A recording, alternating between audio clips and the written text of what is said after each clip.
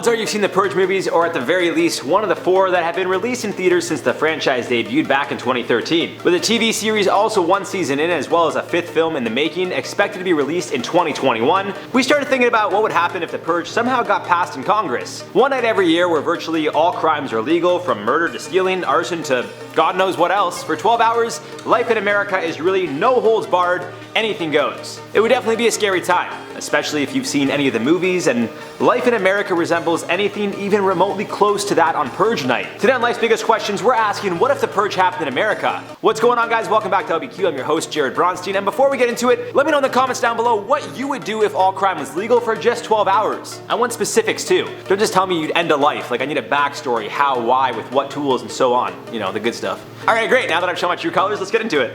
It's no secret that the United States of America is at a point where their citizens are more divided than they have been in recent years. Although Republican versus Democratic has always been a hot topic of discussion, it seems between the election, the pandemic, and all the other crazy things that have happened in the last few years, well, people would certainly like to vent their frustrations or get their anger out one way or another. And to get your anger out, you guys can do me a huge favor and smash that like button. It'll just really release some emotion for you guys. Now, given how the United States has been, even in recent months, with the riots, the police versus citizen videos, and even the National Guard being brought in, which led to even more civil unrest, it truly is scary to think about how things would play out. Say if all crime was legal for just 12 hours. Would people take to the streets killing people at random? We've seen people looting stores while it's legal, so I have no doubt in my mind that the exact same thing would happen if it were legal. But what if people also had the right to shoot you on sight simply just because? Or maybe they wanted to defend their store? As scary as it is, this really is starting to sound a lot like the current reality in the United States, at least the reality in some states or cities. However, even though all crime would technically be legal, I genuinely don't believe that people would necessarily go out into the streets,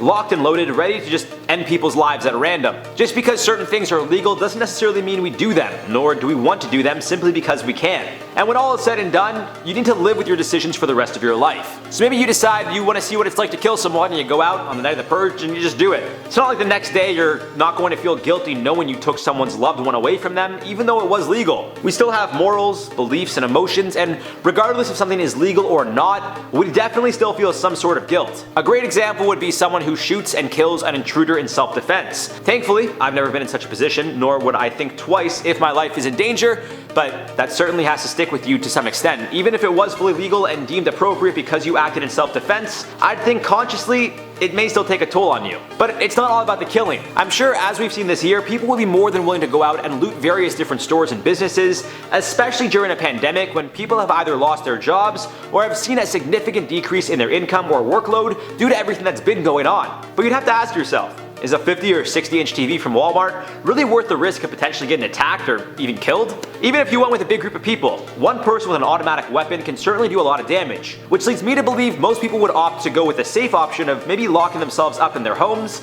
a safe room, or a bunker of sorts. We also can't forget that we're currently in a pandemic, which definitely changes how most people would act. Would you really want to get that close to someone to attack them and potentially risk getting infected yourself? It really does change the game. For some people, that alone would be enough reason not to go out, while others would see it as a great opportunity to cause some anarchy. If you think disputes over wearing masks and social distancing is bad now, imagine how things would go on a night when anything and everything is legal. The disputes would escalate fairly quickly regardless of what they were initially about. And for those who wouldn't want to participate in the Purge, things would likely appear as if a hurricane was about to hit or the country was once again heading into a lockdown. There would be traffic jams, shelves would be cleared, and really tensions would certainly be high. Although it's only a 12-hour period, if you've seen any of the movies, you can clearly see how quickly things get destroyed. Even if items weren't to go out of stock at your local grocery store, let's say odds are you wouldn't really want to go back out for a few days, giving government officials a chance to clean things up. Between the bloodshed, the destruction, and the bodies or body parts that would literally be littered all over the country, I think it's safe to say most people would wait it out a few days before going back to their normal lives. This of course means they would need to stock up for at least 4 or 5 days worth of supplies and groceries, which again, although it's not that long, it's still enough to make people overbuy and think they're going to be locked away for the next 5 years. All in all, the toilet paper shelves would be empty. That's what I'm getting at here, guys. If anyone were to try to flee the country altogether, they may also have a tough time. As most borders have been shut down, at least other countries aren't willing to allow American citizens into their country, given how tough of a time they've been dealing with the virus. And speaking of the virus, it would be very interesting to see how the public felt in regards to those affected, especially on the night of the Purge. Although some think it's being overblown while others are incredibly fearful, rightfully so, it's interesting to think if people would be intrigued in the idea of trying to find a solution to the problem themselves. As we know, the virus is highly contagious, but also needs a host body to survive. On a night when all crime is legal, it's possible the general public come together and start to eliminate all those who are currently dealing with the virus. And this isn't just any regular person with a gun. I'm talking everyone from your average citizen to healthcare workers to the president, all come to terms that maybe the best way to end this once and for all is to get rid of all those who are currently infected. It's a very scary thought, but desperate times can lead to desperate measures, and when all crime is legal, who knows what people would think of doing. Now, as I previously mentioned, odds are most people wouldn't want to go on a killing spree because I genuinely don't believe most people have it in them to take the life of someone else, let alone multiple people. However, there are definitely some people who would either be out for revenge, or maybe they have to act in self-defense, whether someone is trying to attack them or possibly steal. Although the streets likely wouldn't be littered with bodies all over the place, there definitely would be some corpses laying on sidewalks, in the middle of the road, and potentially on your front lawn. This takes us back to that 4 or 5 day waiting period I mentioned earlier, where people would likely let the dust settle for a few days before returning to their normal lives. Now, if any good does come from this, the purge would create more jobs, both in the sense of security for people who would want protection the night of, and of course a cleaning crew for the next day, or should I say few days. Odds are each state would have their own task forces, and to no surprise, some more populated states such as California or New York would likely be a lot messier than say Iowa or Nebraska. And the intent of the purge is to help people get out their pent-up aggression, frustrations, whatever it is. They say it helps the country and their citizens cleanse themselves of whatever it is they need to cleanse themselves with. But the reality is, it's really not that simple. Legal or not, if someone killed one of my loved ones or close friends, you bet I'd be out for revenge. And I don't think I'm the only one that would feel that way. Although technically I'd be able to get my revenge that night, let's say the attacker gets away.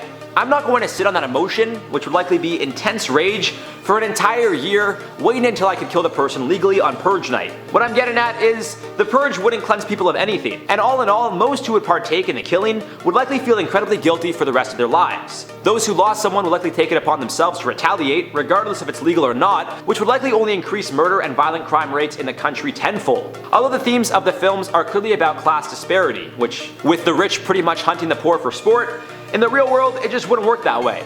And especially with social media, even if people were wearing masks, everything would be caught on tape, which would just make it even more likely for people to want to retaliate to those who have wronged them, regardless if it's purge night or not. Safe to say, if the purge did happen in America, it would look similar to how the country has looked in the last few months, but with a lot more destruction and killing. And given how people feel the country is currently being torn apart, which is usually the case around election time, you can't legitimately think that if the purge were to take place, it would bring Americans together. The country would be much worse than it currently is, and with all due respect to my American family and viewers, it's currently in shambles. Hopefully they can turn things around sooner than later, but they're not alone. Most countries are struggling with our pandemic, but to no surprise, the election just magnifies everything. All in all, the purge would be a bad idea for America or any country, and hopefully the USA can go back to being the way it used to be sooner than later. Now, as always guys, let me know your thoughts on all this one down below.